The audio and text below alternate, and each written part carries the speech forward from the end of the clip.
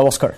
আপুনি চাবলৈ আৰম্ভ কৰিছে মিড ডে 18 মই কৃপাঞ্চল প্লাছমুখী জুৰিয়াত গুলীচালনাৰ ঘটনা সংঘটিত হোৱাৰ শেহতীয়া খবৰ দিন দুপৰতে গুলী চলাই থৈ গৈছে দুৰ্বৃত্তই ধনু লৈ উধাও হৈছে এছবিআই চিএছপিৰ স্পত্তাধিকাৰীক দুই পিস্তলধাৰী ডকাইতে দিন দুপৰতে পালচাৰ বাইকেৰে আহি পথ আগচি ধৰি গুলী ফুটাই লুটি নিলে 2,87,000 টকা জুৰিয়াৰ দগাঁৱৰ শিঙিয়া পথাৰত ঘটনাটো সংঘটিত হৈছে দগাঁও আৰক্ষী চকীত এজাহাৰ দাখিল কৰিছে ভুক্তভোগীয়ে আমি আপোনাক জনাবলৈ চেষ্টা কৰিছো খবৰ খালি কাৰ্টিজ এই মুহূৰ্তত দেখুৱাইছো জুৰিয়াত পুনৰ গুলী চালনাৰ ঘটনা সংঘটিত হৈছে এবাৰ দিন দুপৰতে গুলী চলাই দুৰ্বৃত্তই ধন লৈ গৈছে এছবিআই চিএছপিৰ স্বত্বাধিকাৰীক দুই পিস্তলধাৰী ডকাইতে দিন দুপৰতে পালচাৰ বাইকেৰে আহি পথ আগচি ধৰি গুলী ফুটাই 2,87,000 টকা লৈ উধাও হৈছে ডকাইতৰ উপদ্ৰৱ দিনক দিনে বৃদ্ধি পাবলৈ ধৰিছে যি সময়ত আমি নগাঁৱৰ পৰিৱেশ আপোনাক দেখুৱাবলৈ চেষ্টা কৰিছিলো কালি নগাঁৱত এনেকৈ 4 গৰাকী ডকাইতি কাণ্ড সংঘটিত কৰিবলৈ যাওঁতে এছটিএফৰ দলে তেওঁলোকক গ্ৰেপ্তাৰ কৰিবলৈ সক্ষম হৈছিল এছটিএফক গুলিয়াইছিল তেওঁলোকে পানীত পৰি তেওঁলোকে কোনোমতে ৰক্ষা পৰিছিল এগৰাকী তাৰ পাছত 4 গৰাকীকে গ্ৰেপ্তাৰ কৰা হৈছিল আৰু এইবাৰ জুৰিয়াত আমি দেখুৱাবলৈ চেষ্টা কৰিছো একেটা ঘটনা সংঘটিত হৈছে 2,87,000 টকা লৈ উধাও হৈছে ডকাইতৰ দল বিষয়টো সংক্ৰান্তত প্ৰথমতে শুনাম ভাষ্য তাৰ পাছতে সাংবাদিক মুজাম্মিল হক আমাৰ সৈতে সংযুক্ত হৈ বিষয়টো সংক্ৰান্তৰ শেহতীয়া জনাব CSP গৈ আছো দগাঁও ডিংগাঁও CSP SBI মোড় গৈ থাকোঁতে এই আজিজুল হক বাৰ ঘৰৰ সন্মুখতে দুজন ল'ৰা পালচাৰ 150 লৈ আহিলে আহি পেলাই এজনৰ লংগি পিন্ধা আছিলে আৰু এজনৰ লং পেণ্ট পিন্ধা আহি পেলাই মোৰ স্কুটিৰ সন্মুখতে গাড়ীখন ৰাখিলে ৰখাৰ লগে মই ষ্টাৰ্ট বন্ধ কৰি থিয় হ'লোঁ নামি পেলাই পিষ্টল ওলাই দিছোঁ পিছৰ ল'ৰাটোৱে ওলাই দিয়াৰ লগে লগে মই দাদাক মাতিলোঁ জোৰে পিছে 3-4 মিনিট মোৰ লগত পাৰাপাৰি হৈ আছে যিটো ল'ৰাই বাইক চলাই আহিছিলে সেই পিষ্টল ওলোৱা ল'ৰাটো পিষ্টল ধৰি ৰাখিছে আৰু এই ল'ৰাটো নামি পেলাই মোৰ মানে বেগটো নিব বিচাৰিছে টকা পিছত যিজন ল'ৰা চলাই আছিলে গাড়ী সি বাইকটো বন্ধ কৰি নামি পেলাই ডেগা লৈ আহিছে ডেগা লৈ আহি মোক কোব এটা দিলে মইও তাক ধৰি ৰাখিছোঁ প্ৰায় 4-5 মিনিট মানে পুৰা পাৰাপাৰি হৈছে পিষ্টলৰে ফায়াৰিং কৰিছিল নেকি যেতিয়া মোৰ দাদা ওলাই আহিছে মোৰ চিঞৰ শুনি গুলী চালনা কৰিছিলে তেতিয়া গুলী মাৰি দিলে ডাইৰেক্ট এইখিনি হৈছে কথা এনেকৈ ঘটনাটো সংঘটিত হৈছে মুজাম্মিল আপোনাৰ ওচৰলৈ আহিছো শেহতীয়া কি আপডেটছ হয় দীপাঞ্জন আর অপরাধের রণ্যভূমি পরিণত হয়েছে নগাঁও জেলার উত্তরাঞ্চল রূপঘাটত একটা ঘটনা গুলিচালনার ঘটনা সংঘটিত হওয়ার পিছত পুনর জুরিয়াত সংঘটিত হয়েছে অনেক গুলিচালনার ঘটনা গুলিচালনার ঘটনা সংঘটিত হয়েছে জুরিয়ার দগাঁওর শিঙিয়া পথারত আর সিএসপি সত্তাধিকারী এসবিআই সিএসপি সত্তাধিকারী আবিল বাছাৰৰ পৰা যোৱাকালি আজি যেতিয়া নগাঁৱৰ পৰা ধন লৈ পেলাই নিজৰ অফিচ নিজৰ সিএসপি লৈ গৈ আছিল আৰু তেতিয়াই দুই পিস্তলধাৰী দুই ডকাইতৰ দলে পালচাৰ বাইকেৰে আঘৰি ধৰি পেলাই তেওঁৰ পৰা প্ৰায় 2,87,000 টকা লৈ পেলাই উদ্ধাৰ হৈছে ইয়াতে এটা কথা উল্লেখ কৰিব লাগিব যে পূৰ্বতে এনেদৰে এইজন সিএসপি সত্তাধিকাৰীৰ পৰা পূৰ্বতে ডকাইতৰে ধন লৈ উদ্ধাৰ হৈছিলে আৰু পুনৰ এনেকে আজিৰ এই ঘটনা সংঘটিত হৈছে এক কথাত ক'বলৈ গ'লে জুৰিয়াত প্ৰায় জুৰিয়াত অপৰাধী ৰণ্যভূমিলৈ পৰিণত হৈছে বিভিন্ন ধৰণৰ ঘটনা সংঘটিত হৈছে ড্ৰাগছকে আদি কৰি চুৰি ডকাইতি আদি ঘটনা বৃদ্ধি পাই গৈছে জুৰিয়াত নগাঁও জিলাৰ উত্তৰাঞ্চলত তেনেদৰে বৃদ্ধি পাই গৈছে আৰু আজি যিটো ঘটনা দিন দুপৰত যিটো ঘটনা সংঘটিত হৈছে এই ঘটনাত ৰাইজ এক প্ৰকাৰ সৰ্বহস্ত হৈ পৰিছে আৰক্ষীৰ ওপৰত আৰক্ষী প্ৰশাসনৰ ওপৰত যে তেওঁলোকে নিৰাপত্তা দিব পৰা নাই নিৰাপত্তা দিলে এনেকুৱা ধৰণৰ কোনো ধৰণৰ ডকাইতিৰ ঘটনা সংঘটিত নহ'লহেঁতেন কৃপাঞ্জল নিশ্চয় আৰু তাকে লৈ তেওঁলোকে খুব বুজাইছে মুজাম্মিল আপোনাক ধন্যবাদ জনাইছো শেহতীয়া আপডেট আপুনি জনাইছে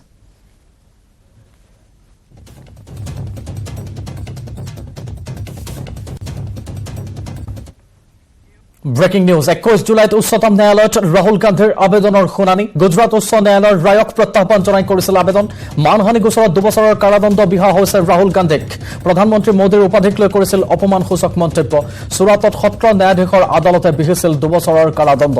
গুজৰাট উচ্চ ন্যায়ালয়ে বাহাল ৰাখিছিল সুৰাট আদালতৰ ৰায় তাৰ পিছতে উচ্চতম ন্যায়ালয়ৰ দ্বাৰস্থ হৈছিল ৰাহুল গান্ধী আজি জৰুৰীভাৱে আবেদনৰ শুনানি গ্ৰহণৰ বাবে অনুৰোধ জনাইছিল ৰাহুল গান্ধীৰ অধিবক্তা অভিষেক মনু সিংভিয়ে ন্যায়ালয়ে 21 জুলাইত শুনানিৰ দিন ধাৰ্য কৰিছে শেহতীয়া খবৰ আপোনাক জনাবলৈ চেষ্টা কৰিছো মোদীৰ উপাধিক লৈ অপমানসূচক মন্তব্য কৰাৰ পাছতে এতিয়া ৰাহুল গান্ধীক 2 বছৰৰ কাৰাদণ্ড বিহা হৈছে 21 জুলাইত উচ্চতম ন্যায়ালয়ত ৰাহুল গান্ধীৰ আবেদনৰ শুনানি গ্ৰহণ কৰা হৈছে গুজৰাট উচ্চ ন্যায়ালয়ৰ ৰায়ক প্ৰত্যাহ্বান জনাই আবেদন কৰা হৈছিল মানহানি গোচৰত যেহেতু 2 বছৰৰ কাৰাদণ্ড বিহা হৈছে ৰাহুল গান্ধীক প্ৰধানমন্ত্ৰী মোদীৰ উপাধিক লৈ অপমানসূচক মন্তব্য কৰিছিল চুৰাটত সত্ৰ ন্যায়াধীশৰ আদালতে 2 বছৰৰ কাৰাদণ্ড বিহিছে আৰু গুজৰাট উচ্চ ন্যায়ালয়ে বাহাল ৰাখিছিল চুৰাট আদালতৰ ৰায় আৰু উচ্চতম ন্যায়ালয়ৰ দ্বাৰস্থ হৈছিল তাৰ পাছতে ৰাহুল গান্ধী জৰুৰীভাৱে আবেদনৰ শুনানি গ্ৰহণ কৰাৰ বাবে অনুৰোধ জনাইছিল ৰাহুল গান্ধীৰ অধিবক্তা অভিষেক মনো সিংভিয়ে আৰু ন্যায়ালয়ে সেইবাবে 21 জুলাইত শুনানিৰ দিন ধাৰ্য কৰিছে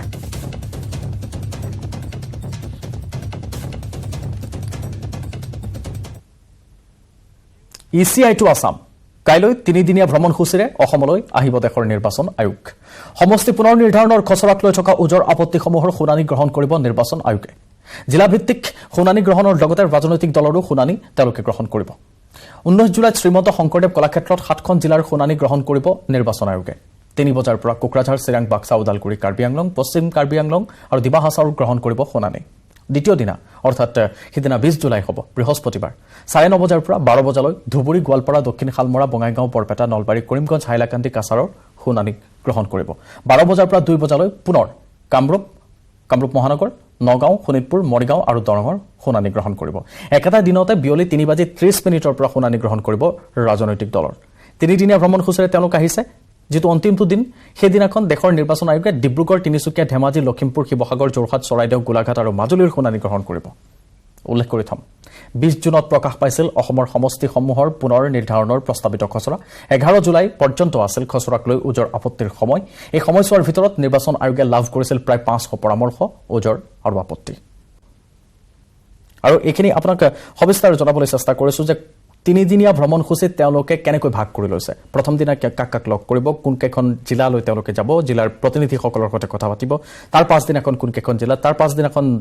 দল সংগঠনৰ সৈতে তেওঁলোকৰ কথা বতৰা পাতাৰ কথা কিন্তু পূৰ্বে যেতিয়া তেওঁলোক আহিছিল 500 পৰামৰ্শ আৰু উজৰ আপত্তি তেওঁলোকে পাইছিল এবাৰো তেওঁলোকে তাৰ মাজত কিছু সংশোধন কৰিব নে নতুনকৈ উজৰ আপত্তিসমূহ আকৌ ল'ব পৰৱৰ্তী সময়ত আকৌ ধাৰ্য কৰিব সেই কথা তেওঁলোকৰ এই ভ্ৰমণসূচীৰ পাছত জানিব পৰা যাব যেতিয়া তেওঁলোকে সংবাদমেল সম্বোধন কৰে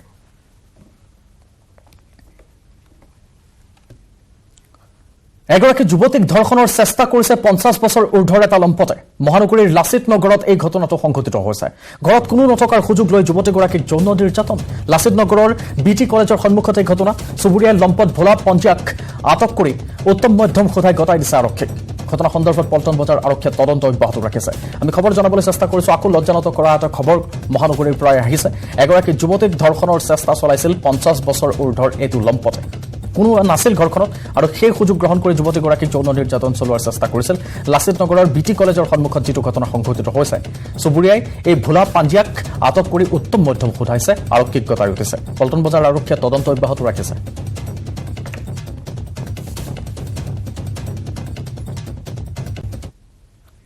শাসক বিৰোধীৰ কেইবাখনো গুৰুত্বপূৰ্ণ সভা আজি অনুষ্ঠিত হৈ আছে সবিস্তাৰে আপোনাক জনাবলৈ চেষ্টা কৰিম এটা বিৰতি লৈছো মিড ডে হয় 2024 38 ভাৰ্চেছ 26 দেশৰ উত্তৰ আৰু দক্ষিণত এতিয়া বলিছে ৰাজনীতিৰ গৰম বতাহ এফালে 38ৰ জোৰ আনফালে 26ৰ বল এফালে এনডিএ আৰু আনফালে কংগ্ৰেছৰ নেতৃত্বত বিৰোধীৰ ৰণচালি দিল্লীত এনডিএ 38 দলক আয়োজন কৰিছে মহা বৈঠকৰ আৰু আনহাতে কংগ্ৰেছৰ নেতৃত্বত কৰ্ণাটকৰ বেংগালুৰুত বিৰোধী ঐক্য গঠনৰ বাবে মিলিত হৈছে 26টা দল এনডিএলৈ পুনৰ উভতি অহাৰ মন মিলিছে পূৰ্বৰ মিত্ৰলোক জনশক্তি পাৰ্টি আৰু আকালি দল এবাৰ এনডিএৰ শক্তি বৃদ্ধি কৰিব মহাৰাষ্ট্ৰৰ একনাথ সিন্ধে আৰু অজিত পাৱাৰে শিৱসেনা আৰু এনচিপিক বিভক্ত কৰি এই দুই নেতাৰ কাষ চাপিছে এনডিএ আন কেইবাটাও দলে এনডিএৰ লগ লগাৰ সম্ভাৱনা আছে আনফালে বিৰোধী ঐক্যক নতুন প্ৰাণ শক্তি দিছে অৰবিন্দ কেজৰিৱালে শেষ মুহূৰ্তত আম আদমি পাৰ্টিয়ে বিৰোধী শিবিৰত যোগ দিয়াত উৎসাহিত হৈছে বিৰোধী ঐক্য বিৰোধীৰ শেহতীয়া গতিবিধি দেখি অধিক তৎপৰ হৈছে বিজেপি সেয়ে এইবাৰ পুনৰ এনডিএৰ বেনাৰত 24ৰ নিৰ্বাচনী বৈতৰণি পাৰ হোৱাৰ পৰিকল্পনা কৰিছে গেৰুৱা বাহিনীয়ে আৰু এইবাৰ ভাৰ্চেছ 38 ভাৰ্চেছ 26 চলিছে 2024ৰ বাবে ৰণচালি অব্যাহত আছে দেশৰ উত্তৰ আৰু দক্ষিণত ৰাজনীতিৰ বলিছে গৰম গৰম বতাহ এফালে 38ৰ জোৰ আনফালে 26ৰ জোৰ এনডিএ আৰু আনফালে কংগ্ৰেছৰ নেতৃত্বত বিৰোধীৰ এয়া ৰণচালি দিল্লীত যদি এনডিএ 38টা দলক লৈ আয়োজন কৰিছে মহাবৈঠক কংগ্ৰেছৰ নেতৃত্বত কৰ্ণাটকৰ বেংগালুৰুত বিৰোধী ঐক্য গঠনৰ বাবে 26টা দল মিলিত হৈছে আৰু এনডিএলৈ পুনৰ উভতি অহাৰ মন মেলিছে পূৰ্বত যি আছিল মিত্ৰলোক জনশক্তি পাৰ্টি আৰু আকালি দল আৰু এবাৰ এনডিএৰ শক্তি বৃদ্ধি কৰিব মহাৰাষ্ট্ৰৰ একনাথ সিন্ধে আৰু অজিত পাৱাৰেও তেনেকৈ শিৱসেনা আৰু এনচিপিক বিভক্ত কৰি এই দুই নেতাই কাষ চাপিছে এতিয়া এনডিএৰ আৰু এনেধৰণে এতিয়া ৰণচালি অব্যাহত আছে এফালে 38 আৰু আনফালে 24ৰ বাবে এনেধৰণে সকলো সাজু হৈছে আমি আপোনাক দৃশ্য দেখুৱাবলৈ চেষ্টা কৰিছো গুৰুত্বপূৰ্ণ বৈঠক বেংগালুৰুত এইবাৰ বিৰোধী ঐক্য জড়িত হৈছে লগ লাগিছে সমান্তৰালকৈ কিছু সময়ৰ আগতে প্ৰধানমন্ত্ৰীগৰাকীয়ে তীক্ষ্ণ সমালোচনা কৰিছে বিৰোধীক যে দুৰ্নীতিৰ এওঁলোকে গ্যাৰাণ্টি দিব পাৰে কিন্তু তাৰ বাহিৰে তেওঁলোকে আৰু একো কৰিব নোৱাৰে গ্যাৰাণ্টিৰ ক্ষেত্ৰত প্ৰধানমন্ত্ৰীগৰাকীয়ে কৰা তীব্ৰ কটাক্ষৰ পাছত পৰৱৰ্তী সময়ত কেনেধৰণে তাক প্ৰত্যুত্তৰ দিয়া হয় সেয়াও লক্ষণীয় হ'ব কিন্তু শেহতীয়াকৈ প্ৰধানমন্ত্ৰীগৰাকীয়ে সেই তীব্ৰ বাক্যবান এৰিছে আমি পৰৱৰ্তী সময়ত আপোনাক শুনাবলৈ চেষ্টা কৰিম কিছু সময়ৰ পাছত আপোনাক শুনাবলৈ চেষ্টা কৰিম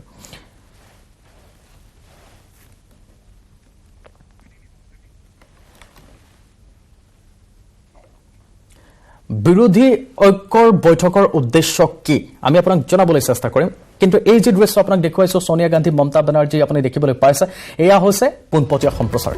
আমি আপোনাক বেংগালুৰুৰ পৰা পোনপটীয়া সম্প্ৰচাৰৰ দৃশ্য দেখুৱাবলৈ চেষ্টা কৰি আছো 2024 চনৰ লোকসভা নিৰ্বাচনত বিজেপিক পৰাস্ত কৰাৰ লক্ষ্যৰে এক উমৈহতীয়া যৌথ কাৰ্যসূচী উদ্ভাৱন কৰা বৈঠকত বিৰোধী ঐক্যৰ নাম সন্দৰ্ভত সিদ্ধান্ত লোৱা বিৰোধীৰ যৌথ বিবৃতি জাৰি কৰা বিৰোধী মিত্ৰজোঁটৰ কাম কাজ চোৱা চিতা কৰিবলৈ এখন কমিটি গঠন কৰা হ'ব দুখন উপ সমিতিও গঠন কৰা হ'ব এটা উমৈহতীয়া ন্যূনতম কাৰ্যসূচী চূড়ান্ত কৰিবলৈ এখন উপ সমিতি অনুষ্ঠান ৰেলী আৰু অধিৱেশনকে ধৰি যৌথ বিৰোধী কাৰ্যসূচীৰ পৰিকল্পনাৰ বাবে দ্বিতীয়খন উপ সমিতি প্ৰস্তুত কৰা হ'ব আৰু সেয়া আমি দেখুৱাইছো বিৰোধী ঐক্যই কিহৰ বাবে এই বৈঠকখন আয়োজন কৰিছে ইমান গুৰুত্বপূৰ্ণ এখন বৈঠক তেওঁলোকে কিয় আয়োজন কৰিছে তাৰ আৰৰ কাৰণ কি সেইকেইটা হৈছে হেয়াই 2024 চনৰ লোকসভা নিৰ্বাচনত বিজেপিক পৰাস্ত কৰাটো যিটো মূল লক্ষ্য তেওঁলোকে যৌথ কাৰ্যসূচী উদ্ভাৱন কৰিব উমৈহতীয়াভাৱে তাত এটা নাম লোৱাটো বাঞ্ছনীয় হ'ব যাৰ সিদ্ধান্ত হয়তো আজিৰ বৈঠকখনে ল'ব যৌথ বিবৃতি জাৰি কৰিবৰ বাবে বিৰোধীৰ তেওঁলোকে তাত সিদ্ধান্ত গ্ৰহণ কৰিব কাম কাজ চোৱা চিতা কৰিবলৈ এখন কমিটি গঠন কৰিব দুখন উপ সমিতি থাকিব এটা উমৈহতীয়া ন্যূনতম কাৰ্যসূচী চূড়ান্ত কৰিবলৈ আনফালে ৰেলী আৰু অধিৱেশনকে ধৰি যৌথ বিৰোধী কাৰ্যসূচীৰ পৰিকল্পনা কৰিবলৈ দ্বিতীয়খন উপ সমিতি থাকিব এনে কেতবোৰ সিদ্ধান্ত গ্ৰহণ কৰিবলৈ আজি বিৰোধী ঐক্য একগোট হৈছে বেংগালুৰুত 26টা দল একগোট হৈছে শেষৰ সময়ত আহি অৰবিন্দ কেজৰিৱালে তেওঁলোকক সংগ দিছে য'ত তেওঁলোক যথেষ্ট আশাবাদী হৈছে এতিয়া আত্মবিশ্বাসী হৈছে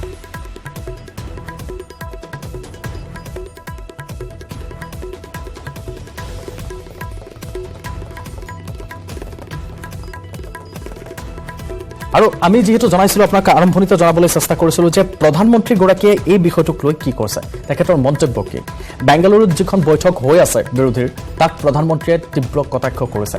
বেংগালুৰুৰ বৈঠকত ঘোৰ ভ্ৰষ্টাচাৰীৰ বৈঠক আখ্যা দিছে তেখেতে বিৰোধীয়ে দেশক 20 লাখ কোটি টকাৰ দুৰ্নীতিৰহে গ্যাৰাণ্টি দিব পাৰে বুলি তেখেতে তীব্ৰ কটাক্ষ কৰিছে পৰিবাদ আৰু ধন আত্মসাতেই বিৰোধীৰ নীতি আৰু আখ্যা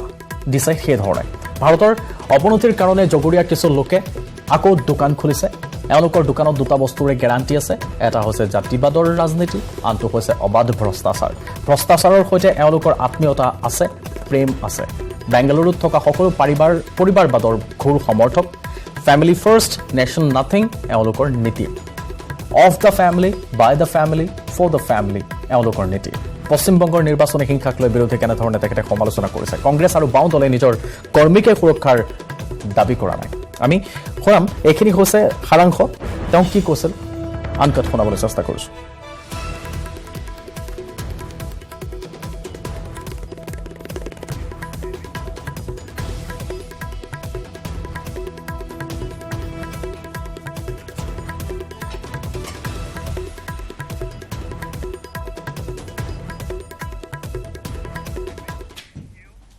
আৰু প্ৰধানমন্ত্ৰীগৰাকীয়ে কৰা সেই মন্তব্য আপোনাক এবাৰ শুনাবলৈ লৈছো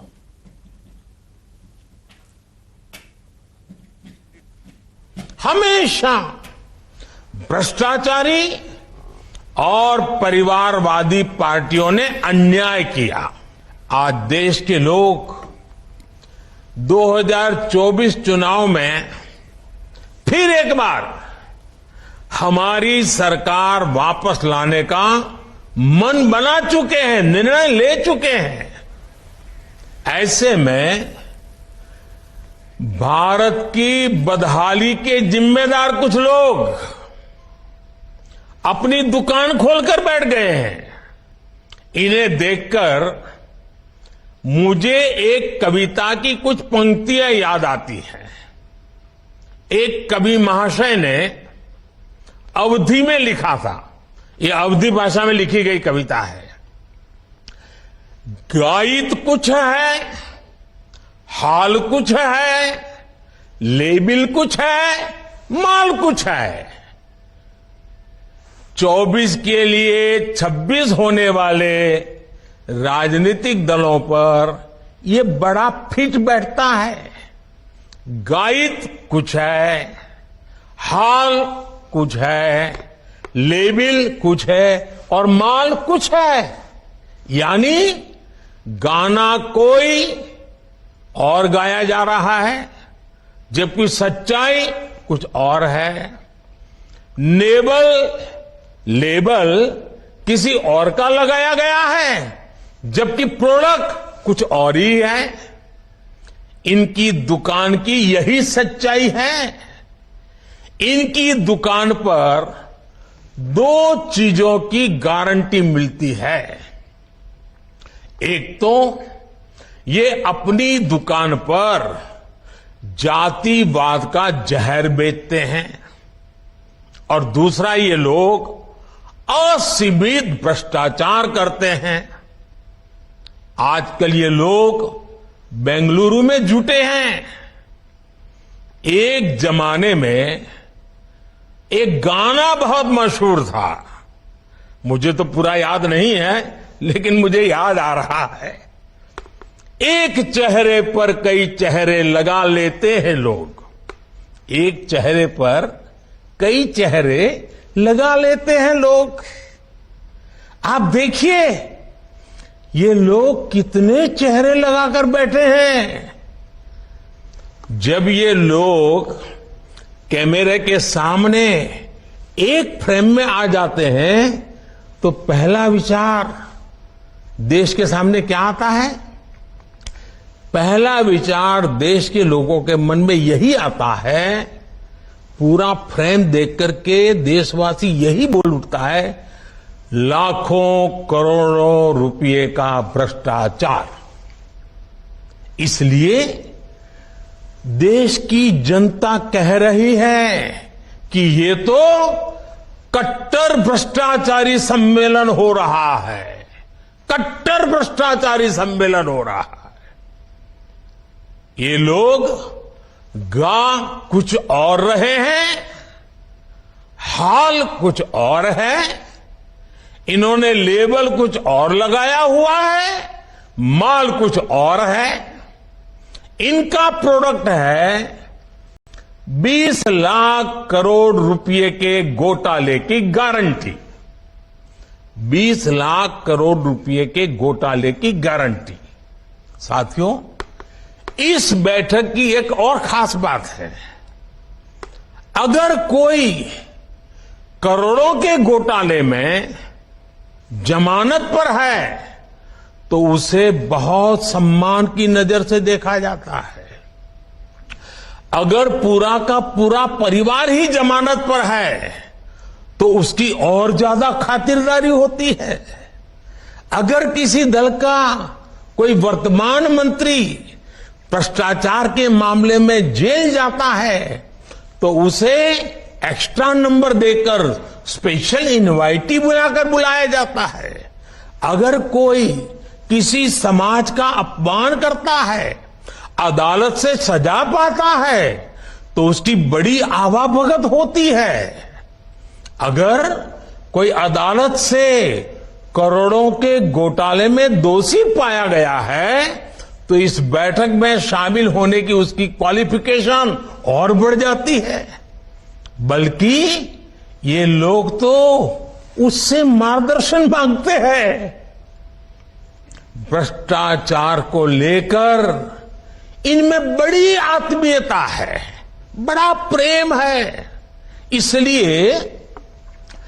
20 लाख करोड़ रुपए के भ्रष्टाचार की गारंटी देने वाले ये लोग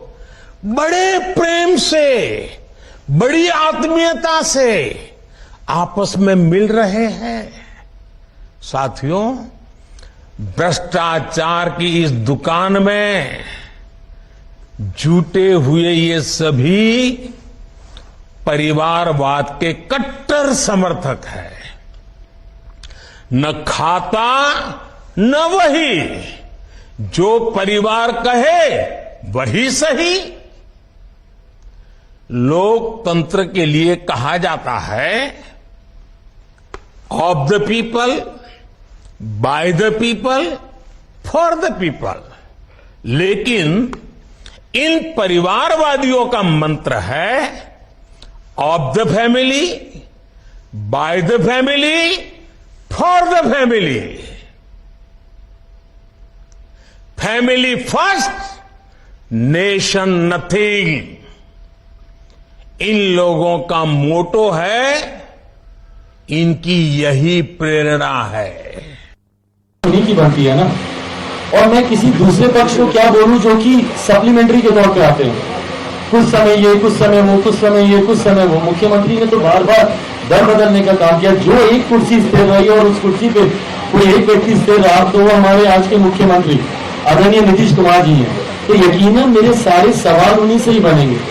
जो जवाब देने की पोजीशन में आज की तारीख में नीति निर्धारक मुख्यमंत्री नीतीश कुमार जी हैं, तो यकीनन सवाल उन्हीं से ही बनेंगे। फिर से नीतीश कुमार आ जाते हैं।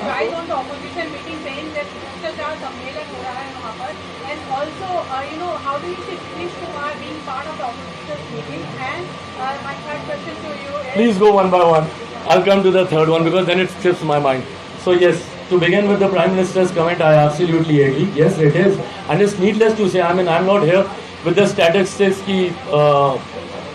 who's corrupt, who's not corrupt, or who's done what, Ghodwala or not. Everybody knows that. So it's there in the public domain. So definitely, yes, I mean, today when all these parties are coming together, and why are they coming together? More importantly, they're not coming together for the development of our country. They're not coming together to eradicate the unemployment from our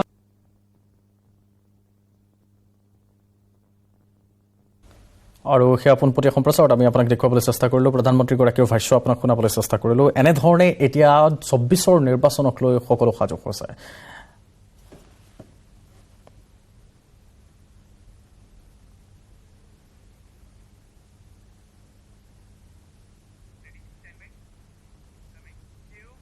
এটা বিৰতি ল'ম।